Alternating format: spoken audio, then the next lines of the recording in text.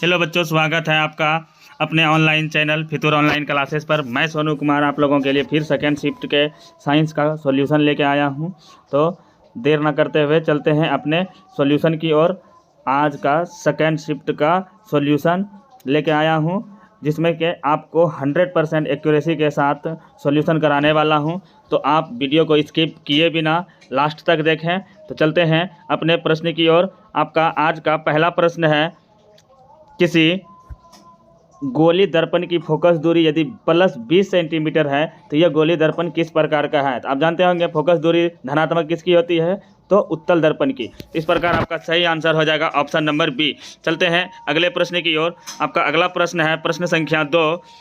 प्रश्न संख्या 2 कहता है कि समतल दर्पण द्वारा बना प्रतिबिंब होता है। समतल दर्पण द्वारा बना प्रतिबिंब हमेशा आभासी होता है या काल्पनिक होता है। इस प्रकार आपका सही आंसर हो जाएगा ऑप्शन नंबर बी, आभासी या काल्पनिक।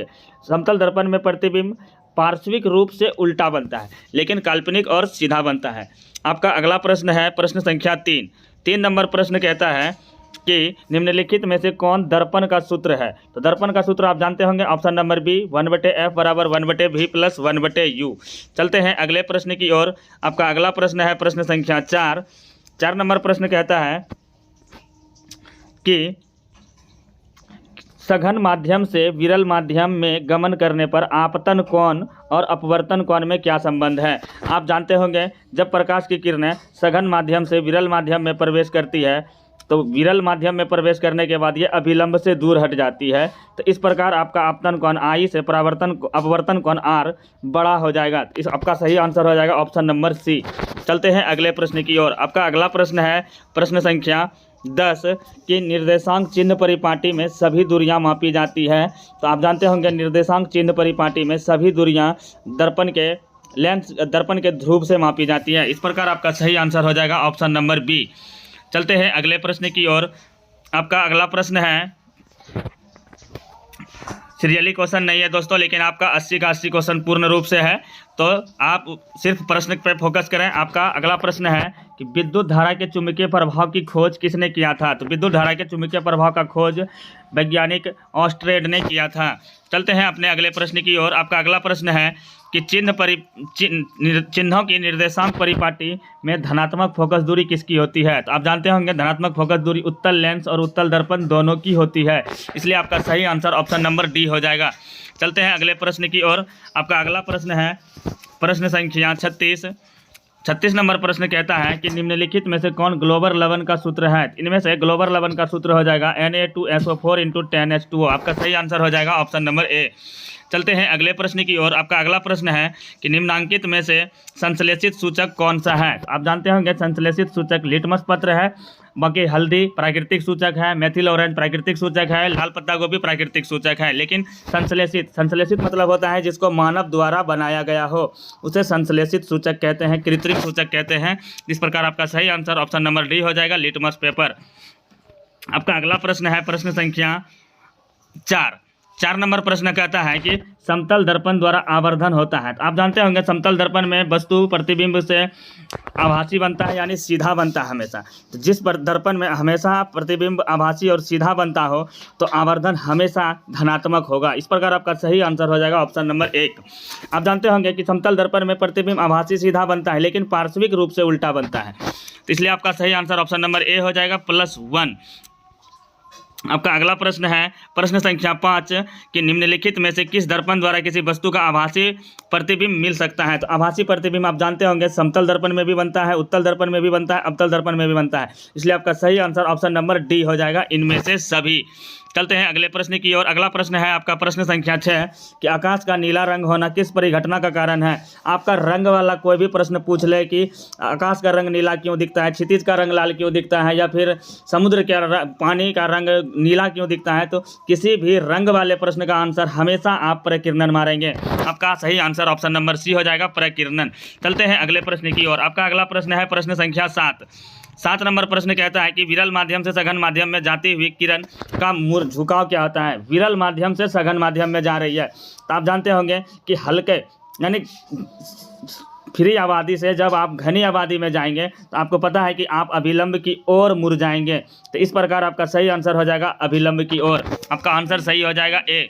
चलते हैं अगले प्रश्न की ओर। अगला प्रश्न है आपका प्रश्न संख्या 8। 8 नंबर प्रश्न कहता है कि निम्नलिखित में से किस लेंस की फोकस दूरी धनात्मक होती है। आप जानते होंगे हमेशा कि उत्तल लेंस की फोकस दूरी धनात्मक होती है। आपका सही आंसर हो जाएगा ऑप्शन नंबर ए। चलते हैं अगले प्रश्न की ओर। आपका अगला प्रश्न है प्रश्न संख्या 11। 11 नंबर प्रश्न कहता है कि निम्नलिखित में से किस धातु से सोलर सेल बनाया जाता है। आप जानते होंगे सिलिकॉन से सोलर सेल बनाया जाता है। सिलिकॉन का संकेत SI होता है जो बालू रेत के साथ पाया जाता है। चलते हैं अपने अगले प्रश्न की ओर। आपका अगला प्रश्न है प्रश्न संख्या 12 कि लघु पतन के समय परिपथ का प्रतिरोध क्या हो जाता है। तो लघु पतन के समय आप जानते होंगे फ्यूज का तार कट जाता है। तो फ्यूज का तार जब कट जाएगा तो प्रतिरोध बहुत ही अधिक बढ़ जाएगा, यानी धारा पास ही नहीं होगी, इसलिए प्रतिरोध क्या हो जाएगा, उच्च हो जाएगा, यानी बहुत अधिक बढ़ जाता है। आपका सही आंसर हो जाएगा ऑप्शन नंबर सी। चलते हैं अगले प्रश्न की ओर। आपका अगला प्रश्न है प्रश्न संख्या 13। 13 नंबर प्रश्न कहता है कि 13 नंबर प्रश्न कहता है कि 100 वाट और 220 वोल्ट के एक बल्ब के आड़े 100 वोल्ट विभवांतर आरोपित करने पर प्रवाहित विद्युत धारा होगी। आप P बराबर फॉर्मूला जानते होंगे, VI होता है। तो बस I बराबर क्या हो जाएगा, P/V। P/V जब आप करेंगे तो 100/100 220 वोल्ट कितना हो जाएगा, 0 0 कट जाएगा तो 10/11। तो ऑप्शन आपका सही हो जाएगा, इनमें से कोई नहीं। 10/11, 5/11 हो जाएगा आपका सही आंसर ऑप्शन नंबर सी। चलते हैं अगले प्रश्न की ओर। आपका अगला प्रश्न है कि विद्युत बल्ब में फिलामेंट का द्रव्य होता है, माने विद्युत बल्ब का फिलामेंट किस द्रव्य का बना होता है। तो आप जानते होंगे ऑप्शन नंबर बी टंगस्टन का बना होता है। चलते हैं अपने अगले प्रश्न की ओर। आपका अगला प्रश्न है प्रश्न संख्या 17। 17 नंबर प्रश्न कहता है कि विद्युत सेल का विद्युत वाहक बल क्या है। तो सेल द्वारा इकाई आवेश पर लगाया गया बल, जिसको हम लोग शॉर्ट में EMF कहते हैं, इलेक्ट्रोमोटिव फोर्स। चलते हैं अपने अगले प्रश्न की ओर। आपका अगला प्रश्न है प्रश्न संख्या 18। 18 नंबर प्रश्न कहता है कि पारिस्थितिक तंत्र में ऊर्जा का प्रवाह होता है। तो मॉर्निंग शिफ्ट में भी हम आपको बताए थे पारिस्थितिक तंत्र में ऊर्जा का जो प्रवाह होता है वो एक दिशी होता है। सूर्य से हमें ऊर्जा मिलती है, ना कि हमसे सूर्य को ऊर्जा मिलती है। ऊर्जा का मुख्य स्रोत सूर्य को माना जाता है। चलते हैं अपने अगले प्रश्न की ओर। आपका अगला प्रश्न है प्रश्न संख्या 15। 15 नंबर प्रश्न कहता है कि प्रकाश का न्यूनतम तरंगदैर्घ्य कितना होता है। तो 450 से 750 के बीच होता है, जिसमें 450 नहीं है। ऑप्शन के हिसाब से आपका न्यूनतम तरंगदैर्घ्य हो जाएगा 550 nm नैनोमीटर। अगला प्रश्न है आपका 16 नंबर। 16 नंबर प्रश्न कहता है कि विद्युत प्रतिरोध के कारण चालक में उत्पन्न क्या हो जाता है।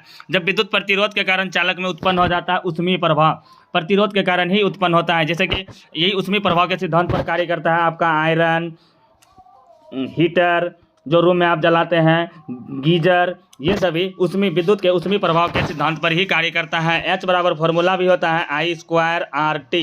बस इसी फार्मूला के आधार पर आपका सारा ऊष्मीय प्रभाव के सिद्धांत पर कार्य किया जाता है। आपका अगला प्रश्न है प्रश्न संख्या 34। सीरियली नहीं है दोस्तों, सीरियली के चक्कर में नहीं रहिएगा, आप बस प्रश्न को फोकस कीजिए। आपका अगला प्रश्न है कि निम्नलिखित में से किस कारण से सामान्य नमक का जलीय घोल विद्युत का सुचालक हो जाता है। तो आप जानते हैं कि सामान्य जल विद्युत का सुचालक नहीं होता है, लेकिन नमक डाल देने के बाद वह विद्युत का सुचालक हो जाता है। तो ये होता है धन आवेश एवं ऋण आवेश दोनों की विपरीत दिशा में गतियों के कारण। अगला प्रश्न है आपका 25 नंबर। 25 नंबर प्रश्न कहता है कि धोबिया सोडा का रासायनिक सूत्र क्या होता है। तो आप जानते होंगे धोबिया सोडा का रासायनिक सूत्र ऑप्शन नंबर बी हो जाएगा Na2CO3 × 10H2O। चलते हैं अगले प्रश्न की ओर। आपका अगला प्रश्न है प्रश्न संख्या 26। 26 नंबर प्रश्न कहता है कि निम्नलिखित में से कौन अधातु है। तो आप जानते होंगे कॉपर भी धातु है, निकेल भी धातु है, लोहा भी धातु है, लेकिन फास्फोरस एक अधातु है, इसलिए आपका सही आंसर हो जाएगा ऑप्शन नंबर बी। चलते हैं अगले प्रश्न की ओर। आपका अगला प्रश्न है प्रश्न संख्या 27। 27 नंबर प्रश्न कहता है कि कैल्शियम की परमाणु संख्या क्या है। तो कैल्शियम की परमाणु संख्या, कैल्शियम का संकेत होता है Ca और इसकी परमाणु संख्या ऑप्शन नंबर सी 20 हो जाता है। चलते हैं अगले प्रश्न की ओर। अगला प्रश्न है आपका 28 नंबर। 28 नंबर प्रश्न कहता है कि मेंडलीव की आवर्त सारणी में वर्गों की संख्या कितनी है। तो आप जानते होंगे आवर्त में तो लगा हुआ है तो 7 होती है, लेकिन वर्ग की संख्या कितनी होती है। तो वर्ग की संख्या 18 होती है, जो ऑप्शन में है ही नहीं। वर्ग की संख्या 18 होती है, ना कि 8, इसलिए आपका सही आंसर सी भी नहीं होगा। ये क्वेश्चन ही गलत है, ऑप्शन में है ही नहीं। मेंडलीव सॉरी मेंडलीव की आवर्त सारणी में वर्गों की संख्या 9 थी, वर्गों की संख्या 9 थी, आवर्त की संख्या 7 थी, लेकिन आधुनिक आवर्त सारणी में वर्गों की संख्या 18 है। सॉरी दोस्तों, आपका सही आंसर हो जाएगा ऑप्शन नंबर बी 9।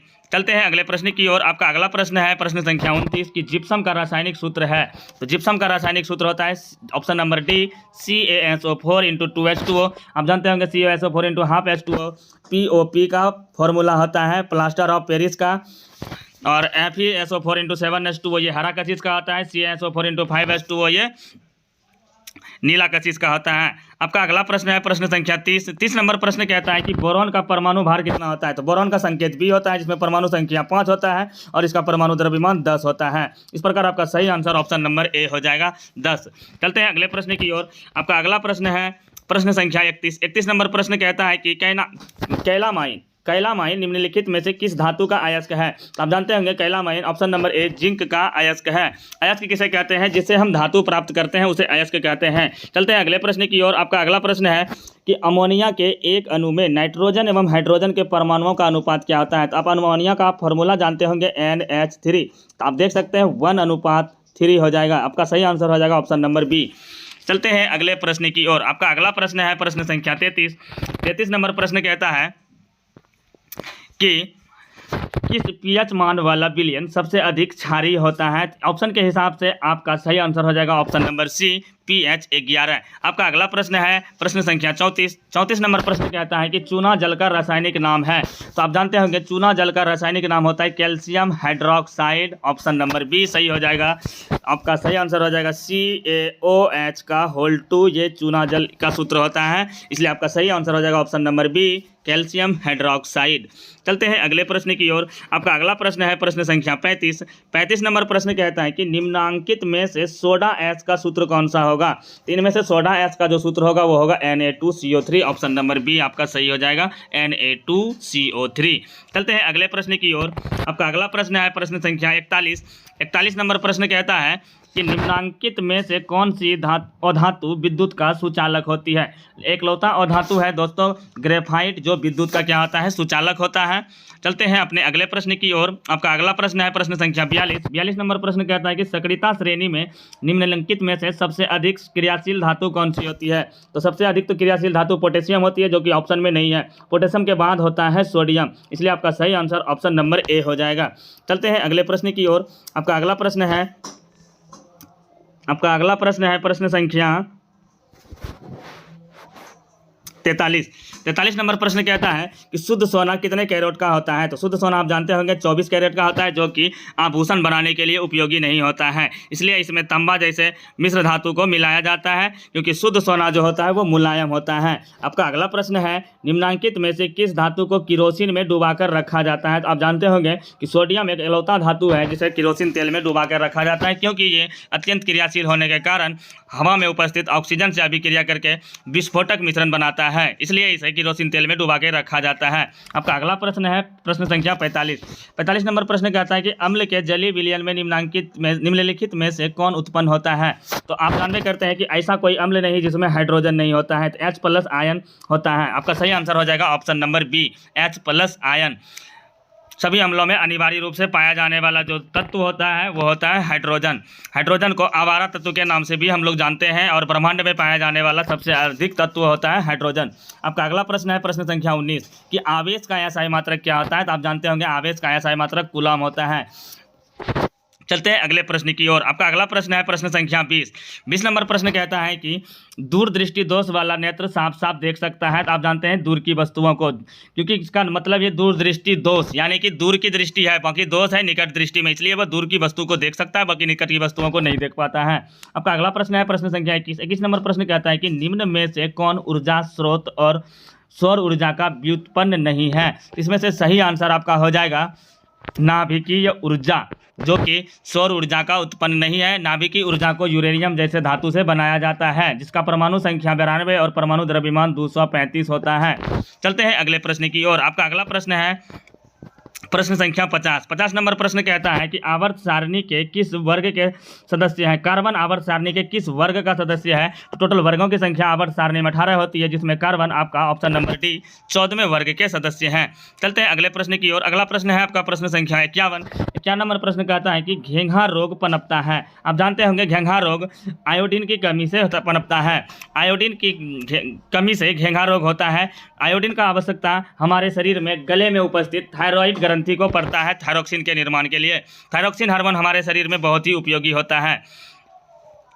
चलते हैं अगले प्रश्न की ओर। अगला प्रश्न है आपका प्रश्न संख्या 52 नंबर प्रश्न कहता है कि रंध्र मुख्यतः पाए जाते हैं। तो आप जानते होंगे कि रंध्र जो है वो मुख्य रूप से पत्तियों में पाए जाते हैं। छेद, छोटे छोटे छेद होते हैं। तो आपका सही आंसर हो जाएगा ऑप्शन नंबर बी। चलते हैं अपने अगले प्रश्न की ओर। आपका अगला प्रश्न है प्रश्न संख्या 58 का प्रश्न नंबर कहता है कि रंध्र जो पत्तियों में पाया जाता है उसका मुख्य कार्य क्या है। तो ऑप्शन नंबर बी आपका सही हो जाएगा। गैसों का विनिमय एवं वाष्पोत्सर्जन का काम करता है रंध्र। चलते हैं अगले प्रश्न की ओर। अगला प्रश्न है आपका प्रश्न संख्या 59 नंबर प्रश्न कहता है कि वायुमंडल में CO2 कितना % होता है। तो आप जानते होंगे ऑप्शन नंबर बी वायुमंडल में CO2 0.03% होता है।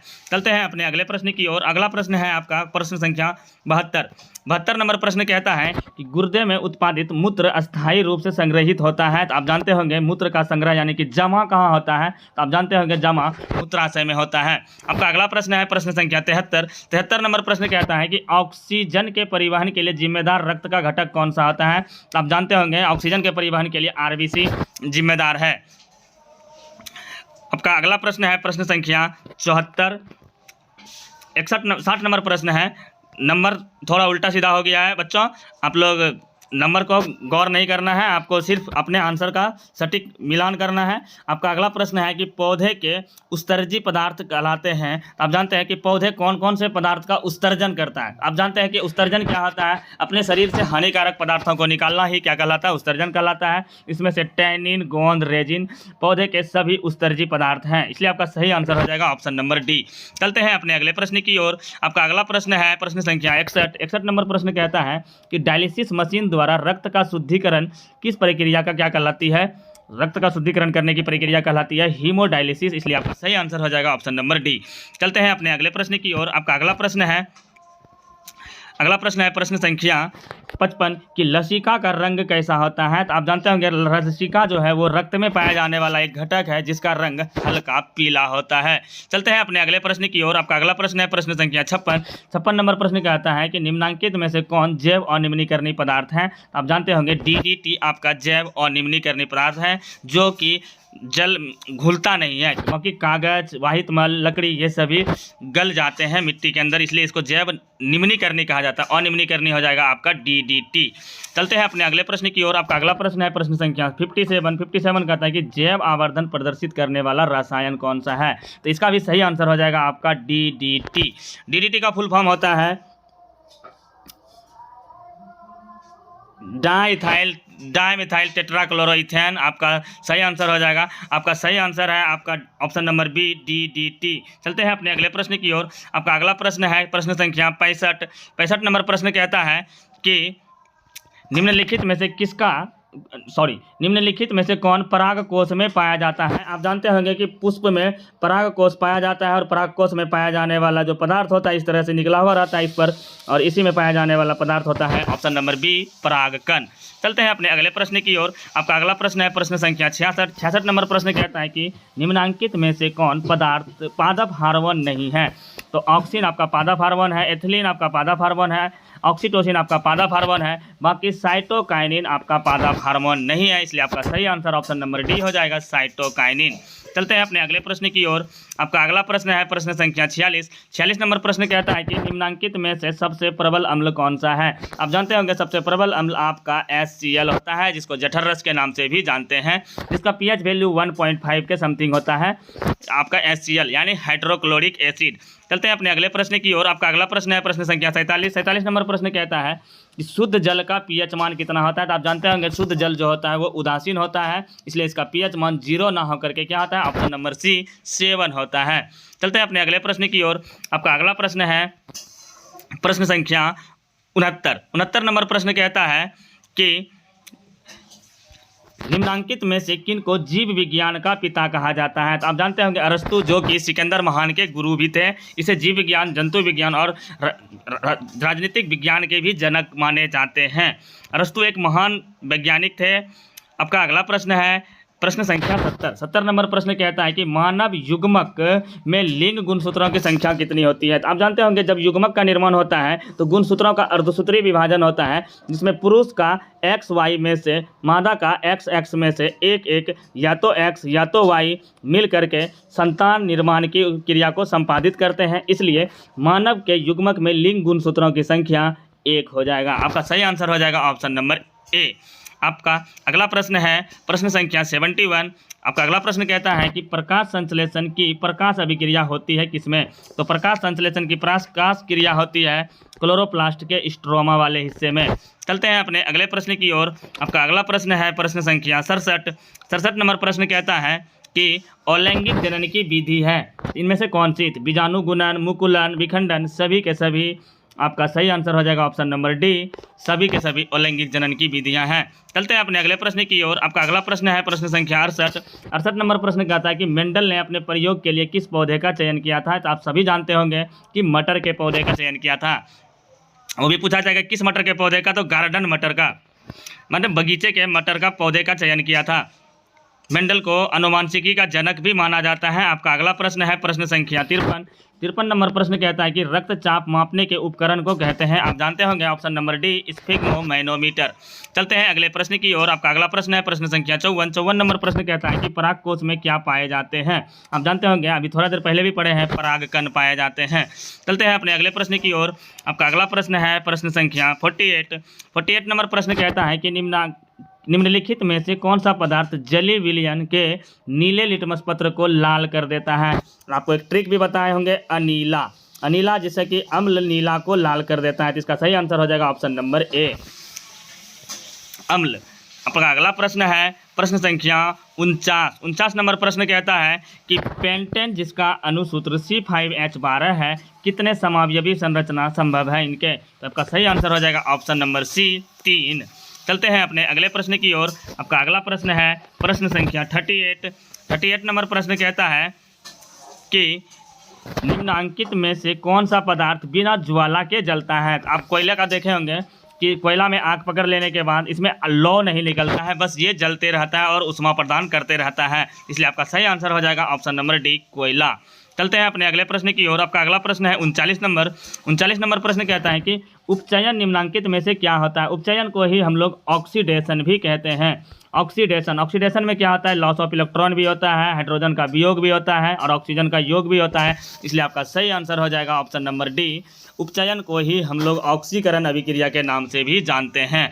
आपका अगला प्रश्न है प्रश्न संख्या 40 नंबर प्रश्न कहता है कि जल के विद्युत अपघटन में कैथोड पर कौन सी गैस मुक्त होती है? आप जल को जानबे करते हैं, कैथोड ऋणात्मक होता है, इसलिए H और OH माइनस में टूटता है। इसलिए जल के विद्युत अपघटन में कैथोड पर हाइड्रोजन गैस मुक्त होती है। चलते हैं अपने अगले प्रश्न की ओर। आपका अगला प्रश्न है प्रश्न संख्या 62 नंबर प्रश्न कहता है कि निम्नलिखित में से गुरुत्वानुवर्तन का उदाहरण है? तो आप जानते हैं कि गुरुत्वाकर्षण का नियम क्या है कि किसी भी चीज़ को जब आप ऊपर फेंकते हैं तो वो नीचे की ओर आती है, तो नीचे की ओर वृद्धि ही क्या कहलाती है? गुरुत्वानुवर्तन गति कहलाती है। तो आप जानते होंगे कि पौधे के कौन से हिस्से की वृद्धि जो है वो नीचे की ओर होती है? तो ऑप्शन नंबर बी हो जाएगा आपका सही आंसर, जड़ की वृद्धि। चलते हैं अगले प्रश्न की ओर। आपका अगला प्रश्न है प्रश्न संख्या 63 नंबर प्रश्न कहता है कि पूर्ण विकसित अंडाशय क्या कहलाता है? तो पूर्ण विकसित अंडाशय आपका बीज कहलाता है। बीज का निर्माण बीजांड से होता है, तो पूर्ण विकसित अंडाशय जो है आपका बीजांड कहलाएगा। इसलिए आपका सही आंसर हो जाएगा ऑप्शन नंबर सी। चलते हैं अपने अगले प्रश्न की ओर। प्रश्न संख्या 64 नंबर प्रश्न कहता है कि लैंगिक जनन संचारित रोग है। आप जानते होंगे लैंगिक यानी कि यौन संबंध से होने वाले रोग को हम लोग एड्स कहते हैं। इसलिए आपका सही आंसर हो जाएगा ऑप्शन नंबर सी, एड्स। चलते हैं अपने अगले प्रश्न की ओर। आपका अगला प्रश्न है प्रश्न संख्या 77 नंबर प्रश्न कहता है कि मनुष्य के कपाल तंत्रिकाओं की संख्या कितनी होती है? तो मनुष्य में कपाल तंत्रिकाओं की संख्या, सही आंसर हो जाएगा ऑप्शन नंबर ए आपका 12 जोड़ी। चलते हैं अगले प्रश्न की ओर। आपका अगला प्रश्न है प्रश्न संख्या 78 नंबर प्रश्न कहता है कि मस्तिष्क का कौन सा भाग गंध पहचानने का केंद्र है? तो आपको पता होना चाहिए कि मस्तिष्क का मध्य मस्तिष्क जो हिस्सा है वो गंध पहचानने का काम करता है, इसलिए आपका सही आंसर हो जाएगा ऑप्शन नंबर ए। चलते हैं अगले प्रश्न की ओर। आपका अगला प्रश्न है प्रश्न संख्या 74 नंबर प्रश्न कहता है कि कृमि रूप परिशेषिका किसका हिस्सा है? तो कृमि रूप परिशेषिका आहार नाल के छोटी आंत का हिस्सा है। जानते होंगे आहार नाल का सबसे बड़ा भाग जो कहलाता है वो छोटी आंत कहलाता है। और आपका अगला प्रश्न है प्रश्न संख्या 75 नंबर प्रश्न कहता है कि प्रकाश की ओर प्ररोह यानी वृद्धि की गति क्या कहलाती है? तो आप जानते होंगे प्रकाशानुवर्तन गति। चलते हैं अपने अगले प्रश्न की ओर। आपका अगला प्रश्न है प्रश्न संख्या 76 नंबर प्रश्न कहता है कि किससे बचने के लिए आयोडीन युक्त नमक का सलाह दी जाती है? आप जानते होंगे घेंघा, ग्वाइटर, गलगंड सभी इन्हीं का नाम है, इसलिए आपका सही आंसर हो जाएगा ऑप्शन नंबर बी। घेंघा से बचने के लिए हमें आयोडीन की सलाह दी जाती है। आपका अंतिम स्लाइड है, अंतिम स्लाइड। धन्यवाद बच्चों आपको लास्ट तक वीडियो देखने के लिए। चलते हैं लास्ट 2 क्वेश्चन को जल्द से अपना कवर कर लेते हैं। आपका अगला प्रश्न है 79 नंबर की प्रथम मासिक धर्म प्रकट होना क्या कहलाता है? तो मोनार्चे कहलाता है प्रथम मासिक धर्म प्रकट होना।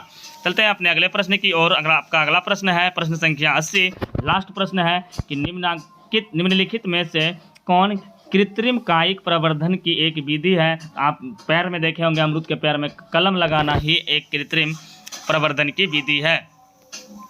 अब आपका प्रश्न संख्या खत्म हो चुकी है। आप सभी को वीडियो अंत तक देखने के लिए बहुत बहुत धन्यवाद और मेरे तरफ से अपने आगामी एग्ज़ाम एसएसटी के परीक्षा के लिए बहुत बहुत शुभकामनाएं। और कल भी आपका एग्ज़ाम बहुत आज के तरह ही मस्त जाए। उम्मीद करते हैं आपका 40 में 40 प्रश्न सही हुए होंगे। चलते हैं अपने तैयारी की ओर और आज अभी आप लोग भिड़ जाएं अपने अगले अग्रिम एग्ज़ाम की तैयारी के लिए और अधिक से अधिक नंबर लाकर अपने माता पिता, गांव, घर और अपने विद्यालय का नाम रोशन करें। जय हिंद, जय भारत मेरे सभी प्यारे बच्चों को।